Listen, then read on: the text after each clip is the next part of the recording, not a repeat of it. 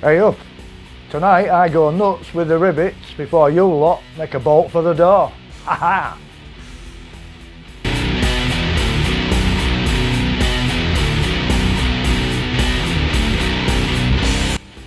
I said chill out, you can do your bit soon.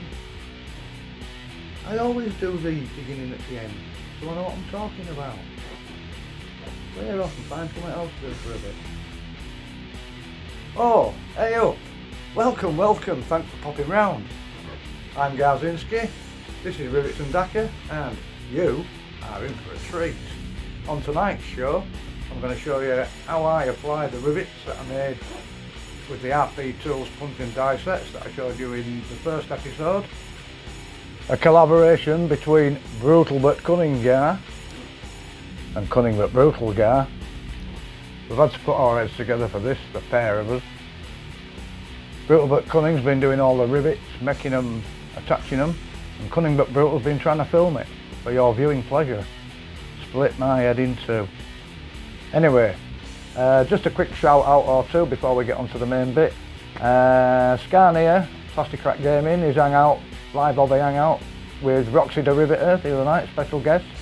Great crack and everything. The 4 war bosses of the Apocalypse. That was a fantastic hangout, all the usual suspects in chat. The big deal, 6+ Stevo was on red hot form. Dread coming for some stick, but rode it like a gent, give back as good as he got. What else did I see? 6+ Stevo's rundown of the rules, leaks and that for 9th edition, they're very revealing, some interesting times ahead. Can't wait for it all to be sorted out so we just know what we're doing. And Dread Zone live stream last night, which unfortunately he had to cut a bit short because he had technical difficulties, but it was nice hearing him to chat, nice hearing him chatting about what he's been getting up to and everything. I'm really happy for him, his life's going good. He hasn't been around much lately, but I can understand why, haha. And I'm sure he'll be back with some more content pretty soon. Unfortunately I had to cut that short, like I say, last night. That's one of the other good things that we've got. Got some new features on my show. We're going to have graphics up here. Haha, I can do that now. Music's by Nirvana, we've had that already. That were a new feature a couple of videos ago. Thank you very much indeed for that, Andrew.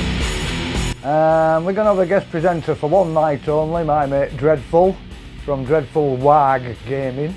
Not to be confused with a far superior and more intelligent channel run by Dread Wargaming himself, and that's coming up later. He pestered me, so I'll give him a couple of little cameo slots at the end just to introduce the various features. I hope that shuts him up. Without any more ado, I'm going to get straight into the tutorial. Hope you enjoy it, hope you learn something from it. We'll get right on with it. Gar in the zone. Right, first off, what are we going to need? A selection of drills.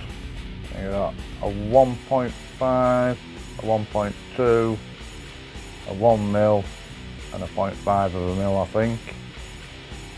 A couple of files, some sanding sticks, my old trusty X-Acto knife with the same blade that I got with it 20 years ago, my scissors. These are Fiskars, I've had them 30 years, still cut. Some fairly new Citadel snips, which are great, they are great. I got them because Dread said they were good, and they are. And a very sharp knife. This is a brand new blade, I hope you can see that. I'll show you why I need all these things in a moment, and also what we're going to need is some rivets, or nuts and bolts and things. These are 3mm washers by 1/2mm plasticard. These are 3mm hexagon by 1.5mm plasticard, which make great little nuts. 1.4mm rivets. The rivets are done with the punch and die sets with the pointed punches that I showed you in the first episode. If you haven't seen that, go back and watch that. First episode about rivets, my hate-love relationship. These are some 1.5 by 1/2mm flat discs. Some 2mm hexagon by 1.5 to make nuts or bolt heads, and some 4.5 by half mil washers, and some liquid poly glue. I like that one because it's got a brush in, I'll show you why in a bit, and a metal lid off a jar. Metal because the glue won't melt it, it stays cool, stops your glue drying up as quickly. I'll show you why I do that in a moment. I'm going to clear all this out the way just for the time being. I'm going to start with some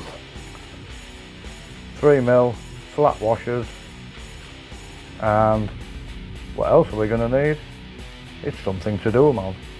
So you might have seen this in social media just recently, my death roller for my battle fortress.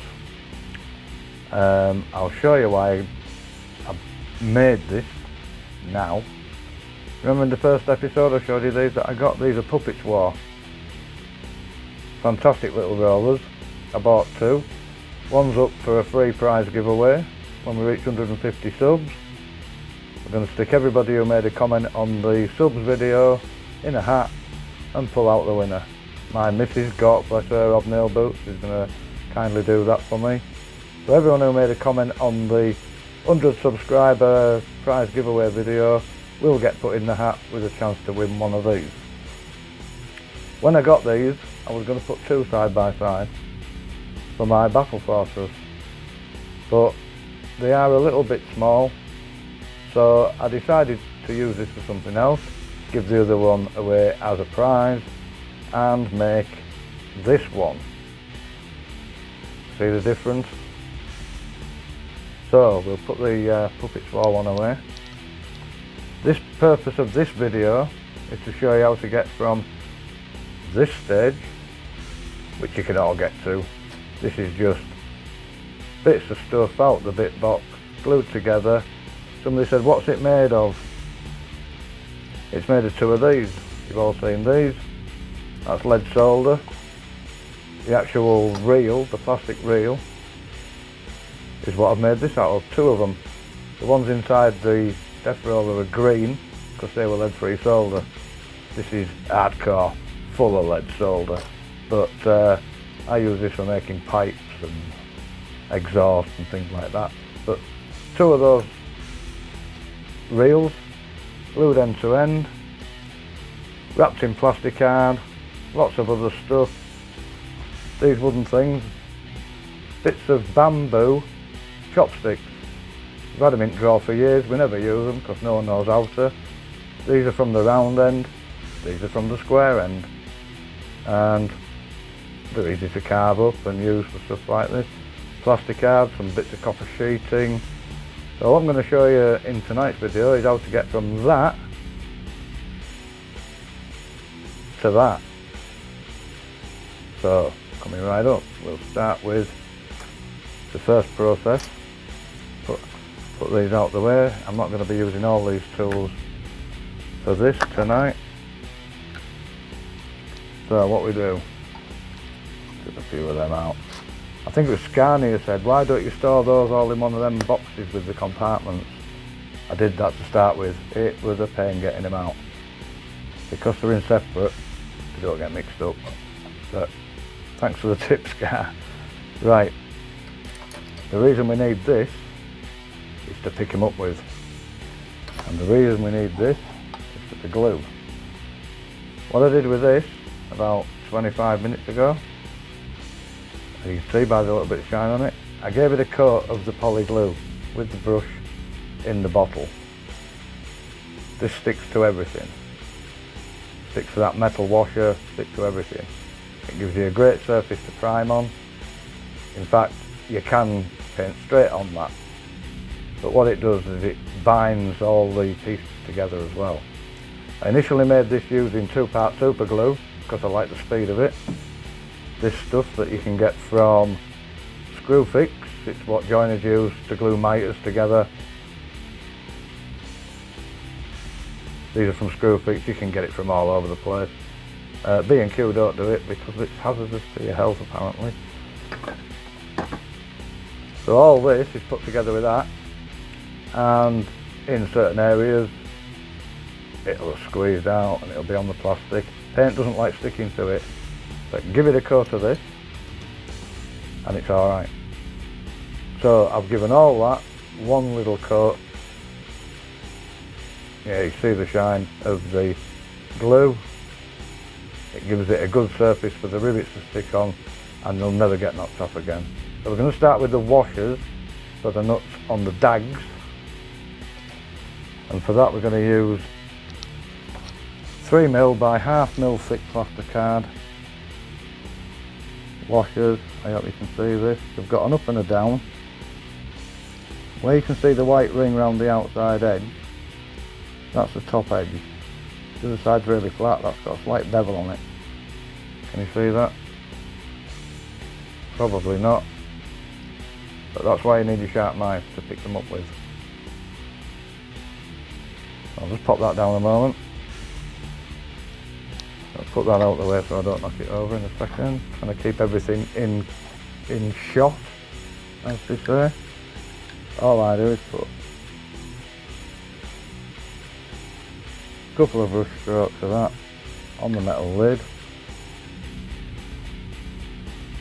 Found if you don't put it on something metal and cold, it dries out really quick. So all I need to do, make sure that's wet, stick it on. Hold it for a second. You do get a bit of movement time. Hope you can see that. Onto the next one. Into the glue. Hold it in place for a second. Onto the next one. And when you get a rhythm going, you can really do these quite quick. You tend to lose them sometimes on there. Come here. There we go.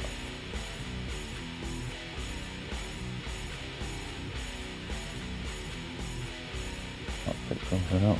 There's a stain or something, doesn't matter. No. If you do get a bit stubborn, I'm not in a very good position for doing this. Don't know what that is. You get a bit of chance to move them. Press it down.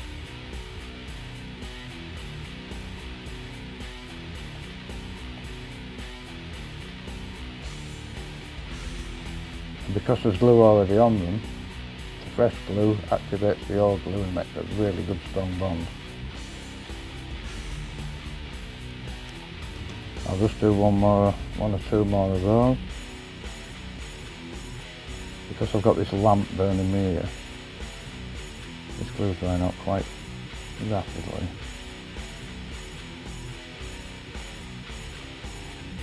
I hope you can all see that okay. One more for posterity. And I'll show you the next stage.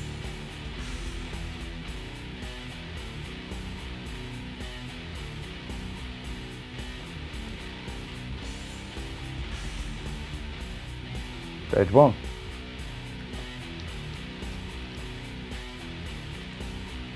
Oh, now I've finished all of stage 1. On the dags, I've drilled a few holes where bits have fell off and bolts have come out.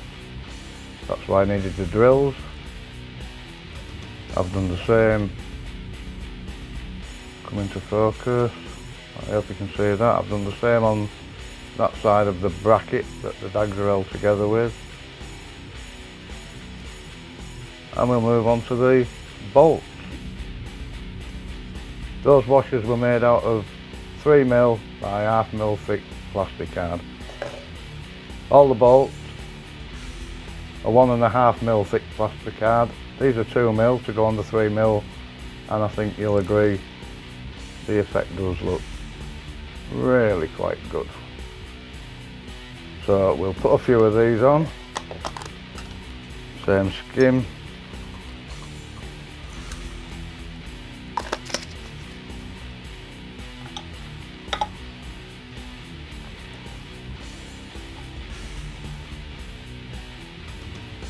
A bit of glue on there, dipping glue.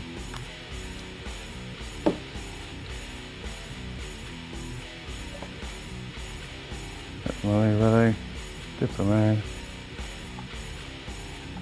Sometimes do stick.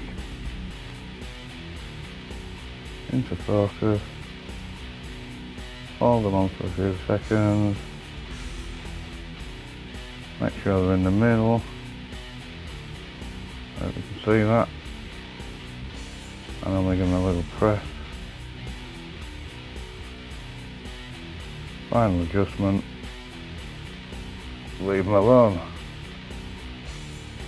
Turn them on the right way up. Dip it in the glue. In the middle there. There we go. Stick it on. I don't worry about any bits of muck that they pick up or glue squeezing out, unless you don't want to stick.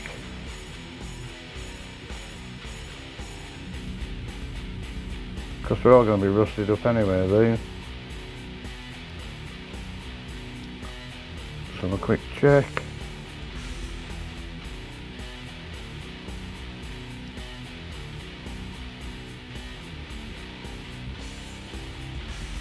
And they look the business when they're done.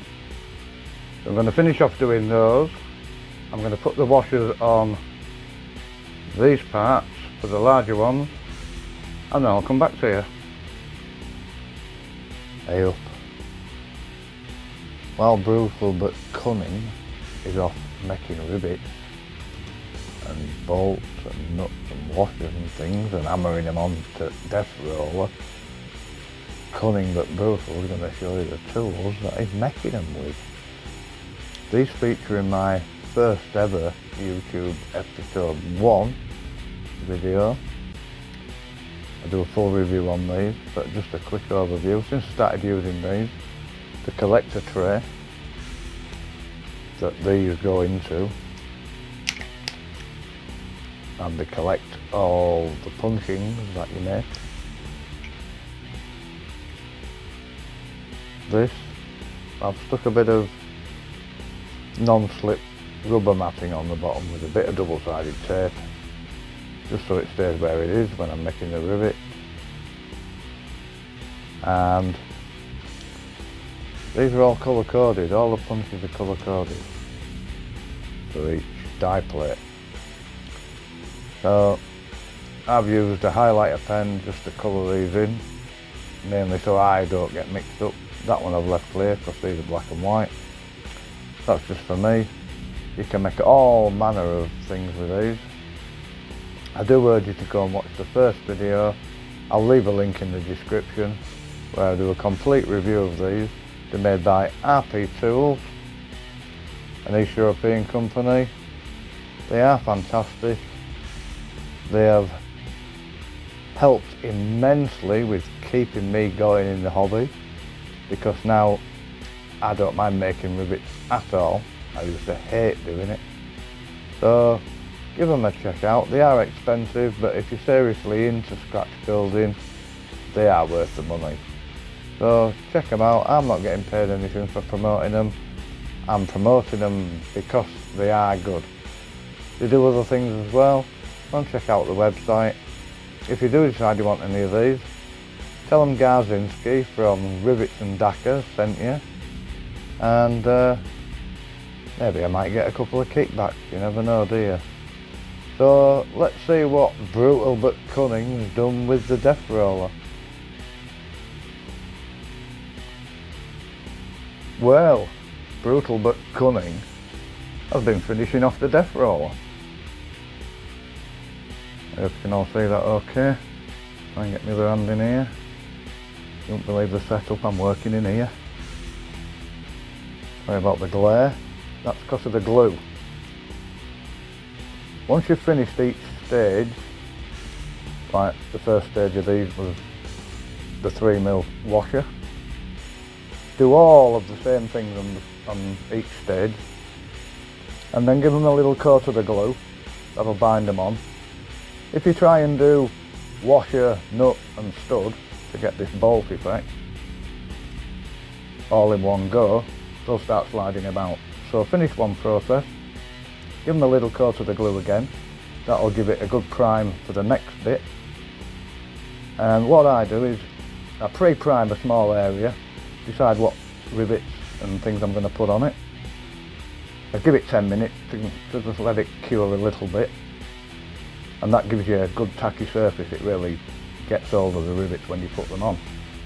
When I've finished doing that section, I'll give the next section a little coat that I'm going to do, and then I'll just go over the ones I've just done, just with a thin coat. Don't build too much up onto them, but you will find that you can paint straight on that afterwards anyway. So what I've done with these, and get my knife in there again, this is hard working on camera. The top studs on these are all 2mm rivets, but they're cut out of different thicknesses of card, so that you get them different heights. And that's a tall one, small one, medium. These red things are the old range finder rules out of the game boxes. Every 40k game had one in. I think this came out of the Assault on Black Reach set. Big long red range ruler. I've just snipped it up with the Citadel snips appropriately, glued them on, put a little rivet either side just so it looks like they're fixed on. Various things you can do. They're just a small washer with an even smaller washer on top. That's a nice little touch there. That's a 4mm washer with a 3mm washer and two 1mm washers on top. Looks like a little fuel cap or something. That was just another little element that I added. That's a washer, a nut with a hole punched through the middle of it, same at top, small piece of aluminium rod for you over there, aluminium lads, aluminium. Another nut on top, glued in, all sealed up with glue. Once it's painted it'll look like a bolt sticking out. Various round pipes and tubes. I think you'll agree that the effect is astonishing. So there we have it. I'm going to call this the Beast, because when Roxy were on Skymere's hangout the other night while they were looking at the works in progress at the end, this came up first actually, and Roxy said, "That's Beast." So thank you for naming me Death Roller, Roxy. From henceforth this beast will be known as the Beast. So thanks for that, Roxy. Great name for what I think is an absolutely great roller now to go on the front of my battle wagon, my battle fortress. That's going to have to be altered considerably so that I can fit this on. It's going to be based on a German tank, most of the tracks off of that. This is going on the front, and it's going to be huge. More of that in future episodes. In the next show, please excuse my wheezing, I've had a terrible time with hay fever just recently. The next show I'm going to paint this for your viewing pleasure, show you how I achieved some effects. I'm not going to prime it, I'm just going to apply colours and effects. Mainly Typhus Corrosion, my favourite Citadel product. I'm going to blather a bit of that on. I'm not going to prime it or anything, I'm going to go straight on with colours, washes, glazes, and I'll show you why in the next show. But before that, we've got to get this show finished. So I'm going to hand you over to Dreadful, my mate, to present the last two features of the show tonight. So over to you, Dreadful. Blimey, it's Gar's top incredible tips, innit, eh? Yeah. Cheers, Gar. Right then, cutting tube and rod and using it to make components and little bits for your models. The secret to cutting tube, say I've got a selection here, is having a drill the size of the internal diameter. You put that in there before you cut it. The plastic won't collapse because I'll show you here. This plastic here is quite flimsy. If you cut that with a saw it tears. If you try and cut it with a knife it squashes, but if you put that in there, I'll just move these out of the way.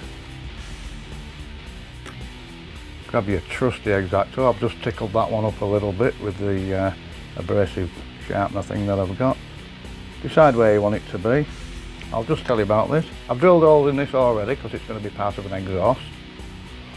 I've drilled them now because I can get hold of it now. It's still on the rod. No problem holding it. So I've done that. I also do any weathering, damaging, clean the end up first before I use it. There's a good chance that last time I had this out I cut that end off, it might be a bit rough. So I do all my cleaning up, all my damage, just a little bit, less is more. Drill the right side of that, clean the bits out. And where you want to cut it, I hope I'm not moving too fast with the camera there. Get your knife and just roll it along. And if you pull it along with the knife, it should stay fairly square. One more, you don't even really need to cut all the way through. When you've got a score around it, work out how much drill you need, snap it off, job done. Pretty clean end, no saw marks in it or anything. I'm going to make this an exhaust, so we'll need a core. Slide that on there, leave a little bit of a lip. I want to cut this one now, so I've got a drill. I actually haven't got a drill exactly the right size for that one. That one's slightly small, still does the job. Because that's already together now, I can see where I need to cut it. Find my mark, drag it over with a knife. See how that almost is in the right place? But generally you can get them fairly square. Try and keep you in shot. Just make sure you score it all the way around. Gauge how long you need your thing to be. Snap it off. That one needs a little bit of a tickle up with file. Nothing major, doesn't matter if they're a bit out of square, we are building orc stuff after all. Another different bit of rod. That one's actually a bit small for that, but we can live with it once it's got glue in there. I'm going to do the same with that one. A final piece here, I don't have a drill this size, so what I've used is a brass rod. I need a piece, I'll cut this off while I'm doing it. I want it a bit longer than that and a bit longer than that, so about there. We can always lengthen it or shorten it later. Put that away. That bit's going to go right through the lot. See how quick that is. Simple exhaust. Also with this stuff, if you want to bend it, warm it up a little bit. I use a hairdryer. And, oh, excuse me, I'm going to bend it. I put a bit of this inside. Where I'm going to bend it, I'll leave a bit of an end, then bend it after warming it up, then cut this end off, cut the brass rod, and you've got a pin on each end of your bent pipe to join it onto another bit. And if you want to make a bracket for it, got a drill for that one somewhere. Show you the whole procedure once through. Fresh bit, got a raggy end. Clean it up a bit. Take all the rubbish off. If the hole's a bit clogged up, just get a bigger drill, quick twist. That also gives you a leading edge for anything you're going to push inside it. Rough it up a bit. Oh yeah, went off camera there. Bit of roughing up.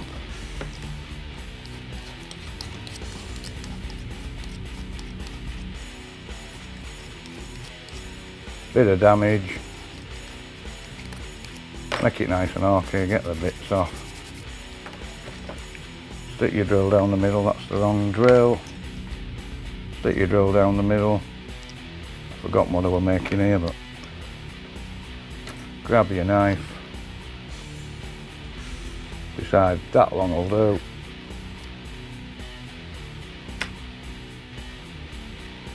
Score it round. Gauge the length. About there. Job done.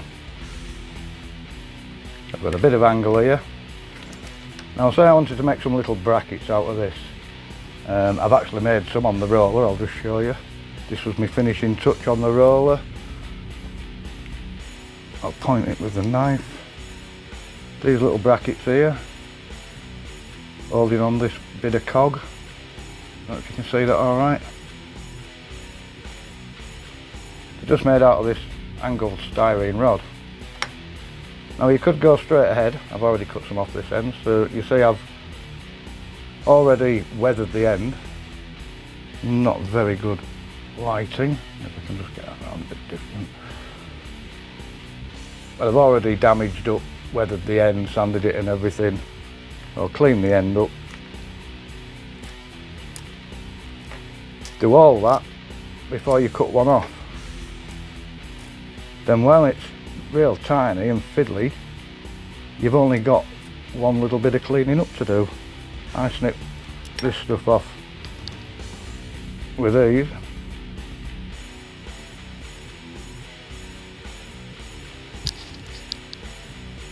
Keep it in shot.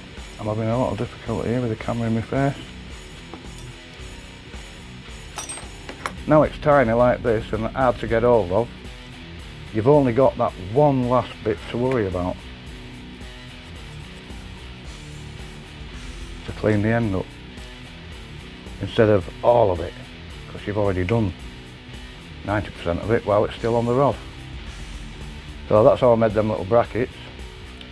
I saw a Warhammer official video once on making brackets and the guy cut off a load without doing anything to the rod, and then he had to clean off every one of them in his fingers. Took ages. So metal, the aluminium, I just treat it the same as plastic. Aluminium for you guys over the pond. Brass tubing, I've got this. I've forgotten where I got it. It's a K&S mini tube cutter, as you can see. Got a little cutting wheel in there. That distance adjusts with the knurled nut on the end. Put your tube in there, wherever you want it. And only put a pencil mark on it.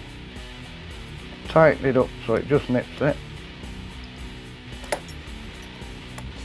Then, to save time, I put a drill